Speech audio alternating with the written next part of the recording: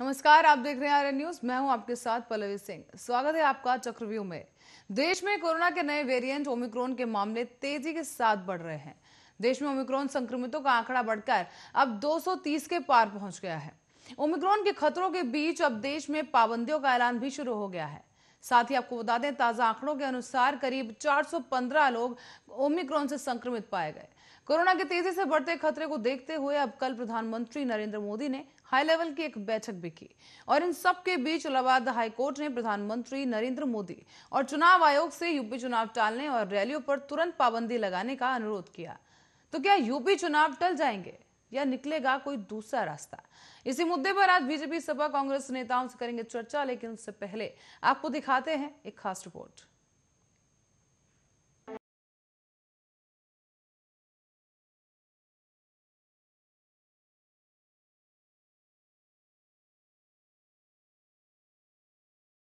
उत्तर प्रदेश में अगले साल होने वाले विधानसभा चुनाव पर कोरोना का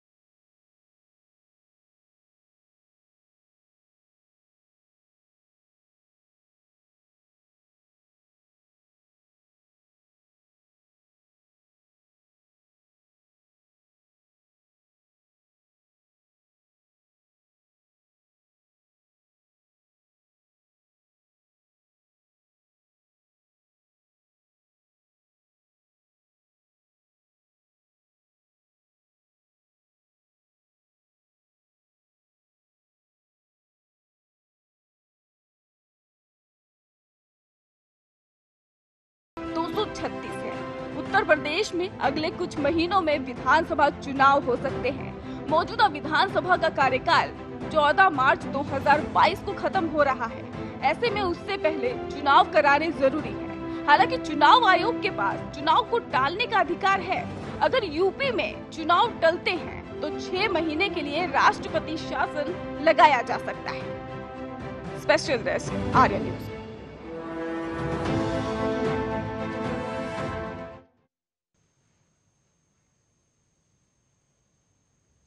और वहीं अगले साल शुरू में ही उत्तर प्रदेश, उत्तराखंड और साथ साथ गोवा, मणिपुर और पंजाब में विधानसभा के चुनाव कराए जाएंगे। गुजरात और हिमाचल प्रदेश में विधानसभा के चुनाव भी अगले साल अंत में कराए जाएंगे। लेकिन चुनावी राज्यों में हो रही राजनीतिक रैलियों का खामियाजा जनता को भुगतना पड़ेगा, जिसको लेकर अब तमाम तरह की अटकलें भी लगाई जा रही है। मामला हाईकोर्ट और हाईकोर्ट से सुप्रीम कोर्ट अब पहुंच चुका है। चलिए इसी पर आज चर्चा करेंगे। इन रैलियों को लेकर जो प्रतिबंध कोर्ट की तरफ से लगाने की अपील की जा रही है, उस पर क्या कुछ प्रतिक्रिया है, और इसके लिए हमारे साथ जुड़ चुके हैं सपा से हमारे साथ संजीव चौधरी जी जुड़ चुके हैं। संजीव जी, बहुत बहुत स्वागत आर्या न्यूज पर आपका। संजीव जी, चुनावी सभाएं जो हो रही हैं, जनसभाओं पर अब जो है अपील की गई है कोर्ट की तरफ से, हाईकोर्ट की तरफ से, चुनाव आयोग को भी फटकार लगाई गई है और चुनावी रैलियों पर प्रतिबंध लगाने की बात की जा रही है। आपकी क्या प्रतिक्रिया है सर इस पर? देखिए, हाई कोर्ट में किसी ने मांग तो की नहीं है कि चुनाव को रद्द किया जाए। हमारे देश की सर्वोच्च व्यवस्था जब कोई किसी चीज के बारे में मांग करता है तो उस पर सुनवाई की जाती है। उससे पहले हाई कोर्ट को निर्णय या किसी तरीके से, इस तरीके से ये संदेह के घेरे में भारतीय पार्टी कहीं ना कहीं आ रही है। जब किसी ने मांग ही नहीं की कि चुनाव हटाया जाए, तो ये भारतीय जनता पार्टी, कहीं ना कहीं ऐसा संदेह लगता है कि भारतीय जनता पार्टी बहुत बुरी तरीके से चुनाव उत्तर प्रदेश में हारने जा रही है, इनका सफाया होने जा रहा है और ये अपने डर के कारण इस तरीके की बातें सामने आ रही हैं, जहां तक हमारा मानना है। और रहा दूसरा चुनाव का सवाल, माननीय राष्ट्रीय अध्यक्ष अखिलेश यादव जी से डर के पूरी मशीनरी उत्तर प्रदेश के अंदर सरकारी अमला लेके माननीय प्रधानमंत्री से लेके मुख्यमंत्री तक, गृह मंत्री तक, तमाम मंत्री देश पर मंडरा रहा है। आप बात सुनिए, ओमिक्रॉन का खतरा देश पर मंडरा रहा है। डेल्टा प्लस जब वेरिएंट आया था, हाल क्या हुआ था आप जानते हैं ना, उत्तर प्रदेश में क्या कुछ हुआ था आज और आप फिर भी मैडम इस घड़ी में भी आपको राजनीति सूझ रही है। आप इस पर भी जो है चुनाव और राजनीति को ठेकरा फोड़ना चाह रहे हैं इस पर भी। जी बिल्कुल, बहुत अच्छा सवाल आपका, आपने बहुत अच्छा सवाल किया, मैं स्वागत करता हूं आपका। आज माननीय इनके मुख्यमंत्री जी, उत्तर प्रदेश के हमारे मुख्यमंत्री योगी आदित्यनाथ जी गाजियाबाद के अंदर रोड शो कर रहे हैं, तो ये कोरोना कहां चला गया? रोड शो पे क्यों नहीं आप पाबंदी लगाई गई? ये खुद ही कानून बनाने वाले लोग, कानून के रखवाले लोग खुद ही रोड शो कर रहे हैं। तो इनसे पूछिए कोरोना इनके लिए कहां चला गया? ये केवल इनका फेलियर है। भारतीय जनता पार्टी ने पूरे 5 साल के अंदर कोई बड़े काम 5 किए हो तो ये गिना दें। इन्होंने कोई काम नहीं किए। उत्तर प्रदेश के अंदर उत्तर प्रदेश की जनता जान चुकी है कि ये लोग झूठे वादे करके सत्ता में आए थे, हिंदू मुसलमान करके ये सत्ता में आए थे। अगर इनसे आप विकास की बात करोगे तो ये हिंदू मुसलमान की बात करेंगे। अगर आप रोजगार मांगोगे तो ये लाठियां भांजेंगे। भारतीय जनता पार्टी का असली चेहरा है, असली मुखौटा है। किसानों की हत्याएं हो चुकी हैं, किसान हमारे शहीद हो चुके हैं। इन भारतीय जनता पार्टी के लोगों ने ही, यही कारण है, इन्हीं की वजह से हमारे किसान भाई शहीद हुए। उनके लिए कोई काम नहीं करेंगे। तो मेरा मानना यही है मैडम कि इस भारतीय जनता पार्टी का तमाम पूरे हिंदुस्तान का सरकार है। अभी तक ये कहां थे? अब तक इनको ये उत्तर प्रदेश नहीं दिखाई दे रहा था, लोगों की समस्याएं नहीं दिखाई दे रही थी। अगर इनसे पूछना है तो पूछिए, वो 15 लाख तक कम हुआ। पर संजीव जी, ये जो फैसला लिया जाएगा, जिस तरह से रैलियां रद्द कराने की बात की जा रही है, तो वो सभी पार्टियों के लिए होगा, सिर्फ सपा या कांग्रेस के लिए नहीं होगा, या सिर्फ बीजेपी के लिए नहीं होगा। मैडम ये सत्ता में है, आज इनका रोड शो है गाजियाबाद के अंदर, बहुत बड़ा रोड शो है आज इनका बहुत पूरा सरकारी अमला लगा हुआ है। उस रोड सवाल बीजेपी से भी लिया जाएगा, कुछ ही देर में हमारे साथ होंगे बीजेपी के तमाम ऐसे सरकारी अमले लगे हुए हैं उस रोड शो में। तो आज क्यों नहीं स्थगित कर दिया? योगी जी ने पहल करें, योगी जी पहल करें, क्यों नहीं स्थगित करते हैं? पहल क्यों नहीं करती है?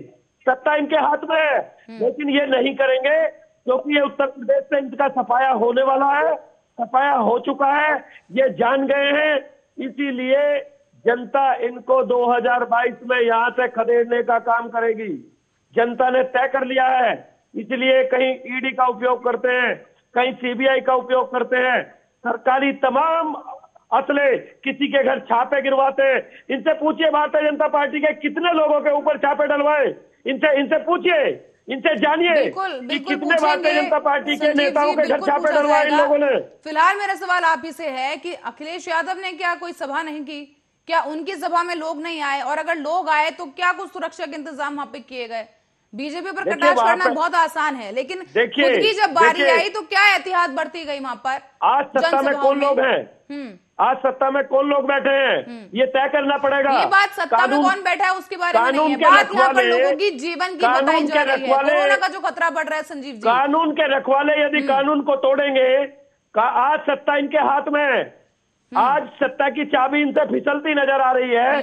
तो अब ये उन जरूर बातें करने लगे हैं, इनको कोरोना है तो ये अगर कोरोना का डर है तो आज रोड शो क्यों होना है?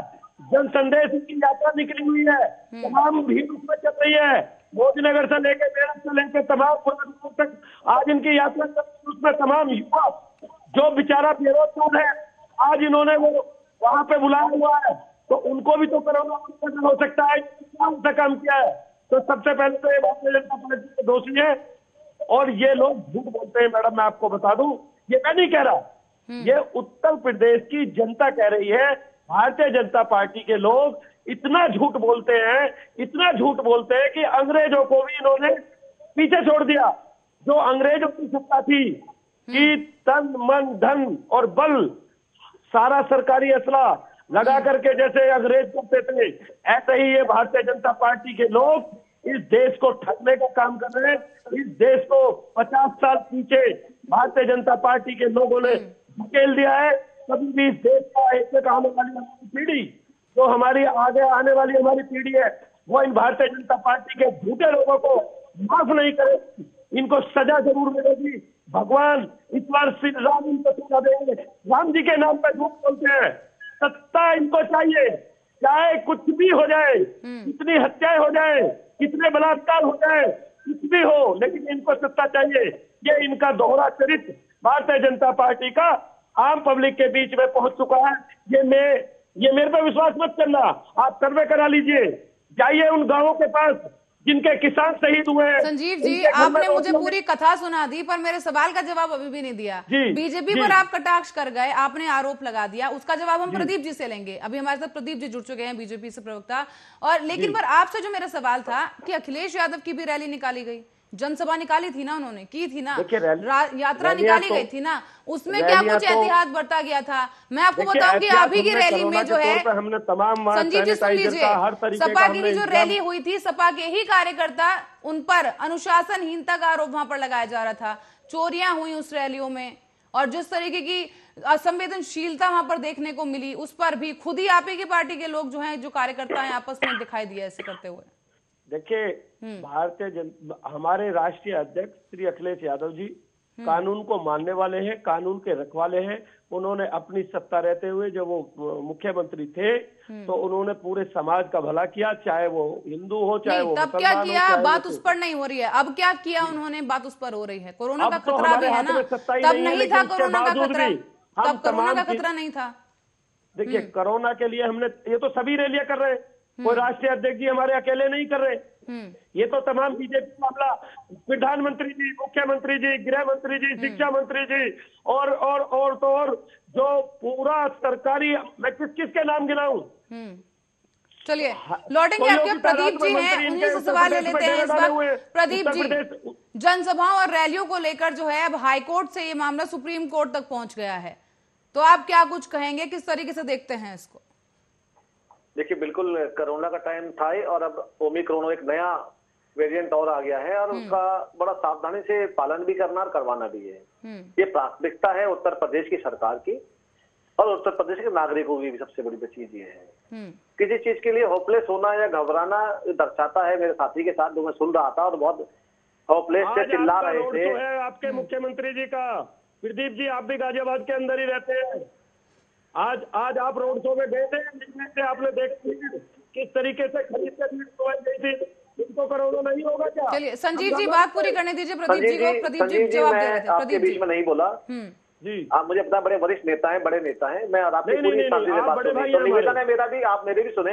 मेरा निवेदन है, मुझे बोलने दें आप थोड़ा सा जी, और आप हर बात का कटाक्ष कीजिएगा, मैं जवाब दूंगा। जी जी। देखिए, कोरोना का टाइम जब था उस समय भी हमने पूर्णता से सुरक्षा को लेके और सतर्क थे और बरती भी गई। अभी अगर प्रदीप जी कब सतर्क थे जरा बताएंगे? बंगाल में जब चुनाव हुए आपको पता है उस वक्त क्या कुछ आंकड़े सामने आए? चुनावी जनसभाओं के दौरान 75% उछाल हुआ है कोरोना के मामलों में। 26 फरवरी के आंकड़े अगर मैं आपको बताऊं 216 थे। उसके बाद नए केस के मुकाबले मंगलवार को जो कि देखे गए 16,403 नए मामले सामने आए। और अब एक बार फिर से वही माहौल है। ओमिक्रॉन जो कि डेल्टा से भी ज्यादा संक्रामक उसको कहा जा रहा है, इसके बावजूद जनसभाएं हो रही हैं। हाल ही में हाई कोर्ट में ये मामला जा चुका है, उसके बाद सुप्रीम कोर्ट तक मामला स्वतः संज्ञान लिया गया है, लेकिन फिर भी आज फिर एक बार एक रैली बीजेपी की तरफ से की जा रही है। देखिए, अगर आपने पश्चिम बंगाल की बात करी और आज यूपी उत्तर प्रदेश के अंदर जो कार्य चल रहा है, कार्यक्रम है, अगर आप उसमें देखेंगे हमारे स्वयं कार्यकर्ता सबको सैनिटाइजिंग प्लस मास्क बांटे हैं और बांट रहे हैं। आप कोई भी अगर उठा के पश्चिम बंगाल से लेकर अभी तक जितने रैलियों में क्या लोग मास्क लगे हुए दिखाई दिए आपको? हमारी सिर्फ मास्क लगा लेने से कोरोना चला जाएगा? मैं कहता हूँ हमारी रैलियों में आप देख सकते हैं, हमारे लोग खुद जिस मंच पे होते हैं वो खुद अलर्ट इस चीज के बारे में समय समय माइक पे बोलते हैं। आप अखिलेश जी की बात कर रहे हैं, अखिलेश जी क्या भीड़ को बैठने तक तो कुर्सी देते नहीं है कि 2 गज देके आप कुर्सी बैठाएं, खड़े खड़े जन संदेश देते हैं वो लोग। कभी आज तक सुना आपने अखिलेश जी ने कहा होगा भाई कोरोना काल में आप सावधान रहिए, आप वैक्सीन लगवाइए, आप मास्क लगाइए, आप थोड़ा दूरी बना के रखिए? आपने एक बार सुना संदेश? बताइए। ये ऐसे तो मुख्यमंत्री पूर्व हैं जो विदेश से पढ़ के आए हैं और सुरक्षा की दृष्टि से और कैसे काम करते हैं।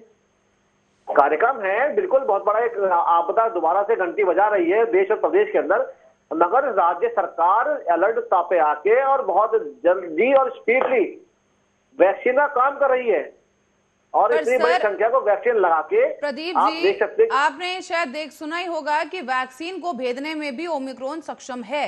तो क्या आपको लगता है सिर्फ वैक्सीन लगा देने से ओमिक्रॉन का खतरा टल जाएगा? उस पर भी मैं आऊंगी। तो उत्तर प्रदेश की भी पूरी जनता को पहली डोज भी नहीं लगी है। करीब 30% लोग ही हैं जिन्हें दोनों डोज लग चुकी है। अभी भी एक बड़ी आबादी है उत्तर प्रदेश की जहां पर वैक्सीन की डोज नहीं लगाई गई है। बिल्कुल सही और कह रहे हैं अगर यही बात थी तो फिर रात को कर्फ्यू क्यों लगाया गया? क्या ओमिक्रॉन सिर्फ रात को प्रभावी होगा? क्या इतना लंबा टाइम वैक्सीन को होते हुए आ रहा है प्रदेश के अंदर लगते हुए? हमारे जितने बड़े नेता उत्तर प्रदेश में इस समय सभाएं और कार्यक्रम कर रहे हैं जो कई बार पूर्व मुख्यमंत्री रहे हो, आपने किसी के मुंह से सुना या किसी ने संदेश अपने कार्यकर्ता को दिया हो कि लोगों को प्रोत्साहन करें वैक्सीन के लिए और वैक्सीन लगवाने के लिए बोले? कभी आज तक आपने सुना है?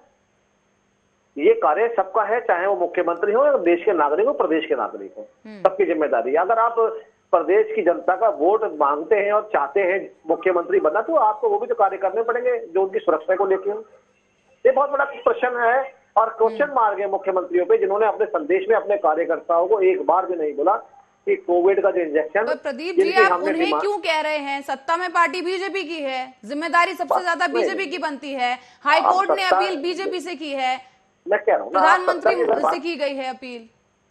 क्या हम सत्ता की बात करते हैं और सत्ता के में आपने सारा एलिगेशन सत्ता पे अगर ठोक दिया, सत्ता अपना काम कर रही है चाहे वो एडवर्टाइजमेंट की वजह से चाहे भाजपा के कार्यकर्ता हो, क्या मेरा आपका क्या कर्तव्य है? ये नहीं पता कि रोड पे कूड़ा हमें तुम्हें नहीं डालना है, अपने बच्चों को सिखाना है? क्या वो भी क्या मुख्यमंत्री प्रधानमंत्री आते घर आके आपको संदेश देंगे? ये संदेश हमें आप लोग खुद एक अच्छा हिंदुस्तानी जागरूक हिंदुस्तानी होके ये देना चाहिए। क्या हम जागरूक नहीं है कोविड को लेके? क्या हमारा कर्तव्य नहीं बनता कि हमें इंजेक्शन लगवाने खुद सेंटर पे जाना चाहिए?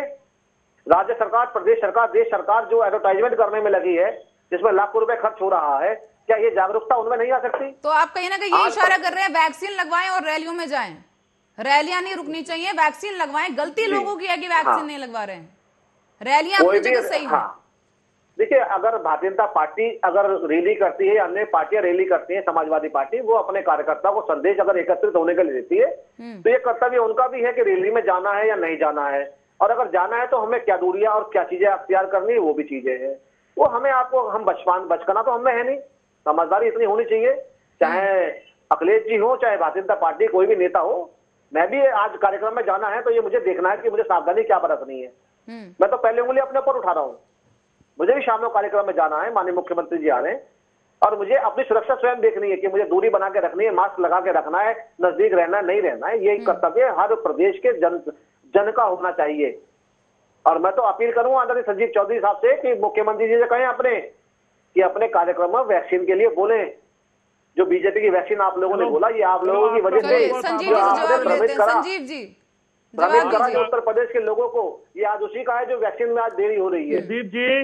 प्रदीप जी आपका बहुत बहुत आभार। कम से कम आपने कहा मुख्यमंत्री जी, आपने स्वीकार कर लिया है कि मुख्यमंत्री जी, तो आपने पूर्ण नहीं कहा, तो इसका मतलब आप भी मान रहे हैं सरकार आने वाली है।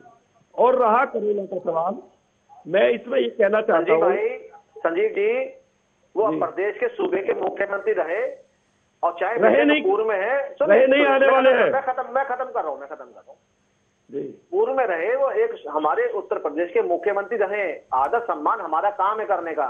बेशक उन्होंने प्रदेश में कुछ नहीं किया गुंडागर्दी के सिवा। देखिए प्रदीप जी, आप मुझे सहयोग, प्रदीप जी आप मुझे बताइए, आप सत्ता में हैं, आप केंद्र में आप हैं, प्रदेश में आप हैं, आप जब वैक्सीन लगवा रहे हैं तो वो आपको छीने जा रहा है, लेकिन जो रैलियां हो रही है वो दूसरों को हिस्से में जा रही है। आप क्यों नहीं पहल करते? आपके मुख्यमंत्री जी क्यों नहीं पहल करते? आपके प्रधानमंत्री जी क्यों नहीं पहल करते? आपके शिक्षा मंत्री क्यों नहीं पहल करते? आपके गृह मंत्री जी क्यों नहीं पहल करते? इन पे पाबंदी लग जानी चाहिए। क्यों नहीं आप बंद करते रैलियां? जब आप बंद करेंगे तो विपक्ष से जब ही तो उंगली उठा सकते हैं। लेकिन जब आपका कार्यकर्ता सड़कों पे उतरा हुआ बिना मास्क के, बिना सैनिटाइजर के, आप जाके देखिए मुरादनगर के अंदर, मोदीनगर के अंदर तमाम फोटो मेरे पास आए हुए, मैं आपको विसरण कर दूंगा। किसी ने भी, एक भी कार्यकर्ता ने आपके ने मास्क नहीं लगाया हुआ। बहुत ही लापरवाही बरती हुई है। यहाँ पर सवाल एक ये भी उठता है कि क्या एक उदाहरण पेश करने की जरूरत नहीं है इस वक्त, चाहे सपा हो या बीजेपी हो, कि लोगों के सामने उदाहरण पेश किया जाए कोरोना काल में, और ऑनलाइन मैडम मैं बताऊं आपको, ये भारतीय जनता पार्टी के जो झूठे लोग हैं, जो झूठ बोल के और हिंदू और मुसलमान करके सत्ता में आए थे, ये जनता पूरे हिंदुस्तान का भोला भाला किसान, भोले भाले बेरोजगार लोग वो जान चुके हैं कि ये कुछ करने वाले हैं नहीं, इसलिए इनका बोरिया बिस्तर बंधना तय है। इसलिए ये घबरा करके अब इनको कुछ नहीं दिखाई दे रहा, केवल और केवल इनको ये चुनाव दिखाई दे रहा, ना किसी के विकास पे कुछ दिखाई दे रहा है, ना कोई बात करेंगे ये। इनसे पूछिए, समाजवादी पार्टी को तो दिखाई दे रहा है ना संजीव जी, समाजवादी पार्टी को तो दिखाई दे रहा है ना, तो किसी को आगे बढ़कर उदाहरण पेश करने की जरूरत नहीं लगती आपको? महिलाओं को उत्तर प्रदेश के अंदर कितना अपमानित करते नागरिक है, पार्टी के राजनीति कर रहे हैं, अपनी गलती नहीं मान रहे हैं। सूबे के मुख्यमंत्री जिनको 25 करोड़ जनता ने मुख्यमंत्री बनाया था, अगर वो संदेश कोविड पे दे देगा क्या बिगड़ जाएगा उनका? ये एक तरीके से शासन की भूमिका में आ चुके हैं। ये महिलाओं को अपमानित करने का काम करते हैं। वैक्सीन है तो जिस तरह का ये फैसला यहाँ पर उठकर आया है कि चुनावी रैलियां और सभाएं रद्द होनी चाहिए ताकि ऑनलाइन करी जाएं और दूरदर्शन में प्रसारित की जाएं, आप कितना समर्थन करते हैं इस फैसले से? जी, जिस तरीके से अपील हो रही है, मांग उठी है कि चुनावी सभाएं और जो रैलियां हैं उन्हें रद्द किया जाए और दूरदर्शन के माध्यम से प्रसारित किया जाए, आप कितना समर्थन देते हैं इस फैसले को? देखिए, मांग किसने की है?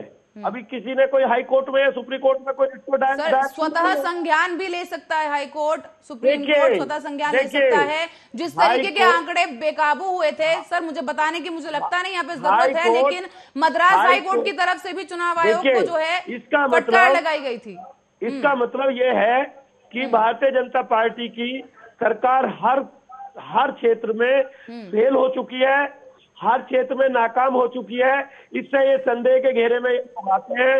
ये आज प्रदीप जी बैठे हुए ये कह रहे हैं, क्यों नहीं आज मुख्यमंत्री जी का रोड शो? सिर्फ सीधा सा सवाल सर मैंने पूछा था कि आप इस फैसले से कितना समर्थन में हैं, इस फैसले के कितना सही मानते हैं इसे?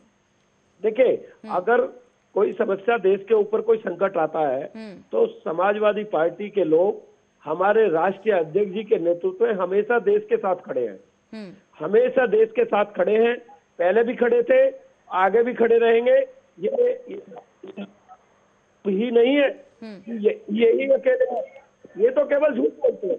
ये पूरी शिक्षा इनके अपने कार्यकर्ताओं को झूठ बोलने की दी जाती है। इनका एक पूरा सिस्टम बना हुआ है, सुबह से शाम तक ट्रेनिंग दी जाती है कि शाम तक भोले वाले लोगों का कैसे बेवकूफ बनाया जाए। चलिए संजीव जी, प्रदीप जी से सवाल लेंगे, समय की कमी है मेरे पास। संजीव जी, प्रदीप भटनागर जी, आपसे क्लोजिंग स्टेटमेंट चाहूंगी सर। जिस तरीके की अपील पीएम मोदी से की गई है, तो आप कितना समर्थन में है इस फैसले के कि चुनावी सभाओं को रद्द करने का मौका आ गया है? बिल्कुल बिल्कुल, देखिए माननीय उच्च न्यायालय ने गंभीरता से लेके जो इस विषय को बोला है, और न्यायालय की बात जो भी गंभीरता से कह गए उसको सोचना समझना चाहिए सब, जितने भी राज्य के अंदर पार्टियां हैं। और उन्होंने सबसे अपील करी है कि आप इस पर ध्यान दें, जो आने वाला जो आज जो काल है बीमारी का, उस पर ध्यान दें। ओमिक्रॉन जो नया वेरिएंट आ रहा है उस पर ध्यान दें, अपने कार्यक्रमों को आज टीवी के माध्यम से या अपने कम कार्यकर्ताओं के माध्यम से आप जनता के बीच में जाएं और अपना कैंपेनिंग करें। ये कितना मानते हैं लोग, ये इनके ऊपर डिपेंड है। बीजेपी कितना मानेगी सर? प्रदीप जी, बीजेपी कितना मानेगी? हम पूरा मानेंगे, और हम न्यायालय ने गंभीरता से कोई बात कही है, हम उनका बिल्कुल आदर सत्कार करते हैं। ये संजीव जी इस बात का जवाब नहीं देंगे, क्योंकि इनकी चाबी जो बनी हुई है। जवाब क्यों नहीं देंगे? आप रैलियां रद्द करा दीजिए। सुनिए संजीव जी, बीच में नहीं बोलो, मैं आपके बीच में नहीं, पहले आप योगी जी को